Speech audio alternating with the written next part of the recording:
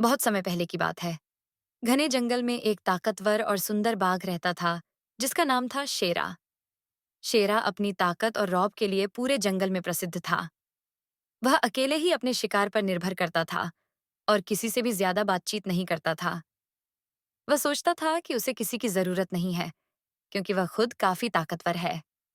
लेकिन एक दिन कुछ ऐसा हुआ जिसने शेरा की सोच को बदल दिया। उस दिन शेरा जंगल के बीचों बीच शिकार की तलाश में घूम रहा था। अचानक उसके पैर में एक तेज कांटा चुभ गया। शेरा दर्द से कराहने लगा। उसने अपने पंजे से कांटा निकालने की कोशिश की, लेकिन कांटा बहुत गहरा चुभ गया था। शेरा बहुत परेशान हो गया, क्योंकि वह चल भी नहीं पा रहा था और दर्द बढ़ता ही जा रहा था। तभी वहां से एक छोटा सा जंगली कुत्ता, जिसका नाम था कालू, गुजरा। उसने शेरा को कराहते हुए देखा और पूछा, शेरा भाई, तुम्हें क्या हुआ? तुम इतने परेशान क्यों हो? शेरा ने दर्द भरे स्वर में कहा, मेरे पैर में कांटा चुभ गया है और मैं इसे निकाल नहीं पा रहा हूं। अगर तुम मदद कर सको तो बड़ी कृपा होगी। कालू ने बिना कुछ सोचे समझे तुरंत मदद करने का फैसला किया। वह धीरे धीरे शेरा के पास आया और अपने दांतों से कांटे को निकालने की कोशिश करने लगा। शेरा चुपचाप बैठा रहा, हालांकि दर्द बहुत ज्यादा था। थोड़ी देर की कोशिश के बाद कालू ने कांटा निकाल दिया।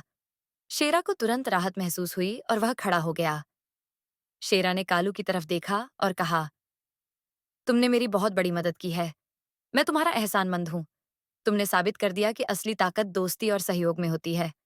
मैं हमेशा अकेला रहकर सोचता था कि मुझे किसी की जरूरत नहीं, लेकिन आज तुमने मुझे सिखाया कि मदद की हमेशा जरूरत होती है, चाहे हम कितने ही ताकतवर क्यों ना हो।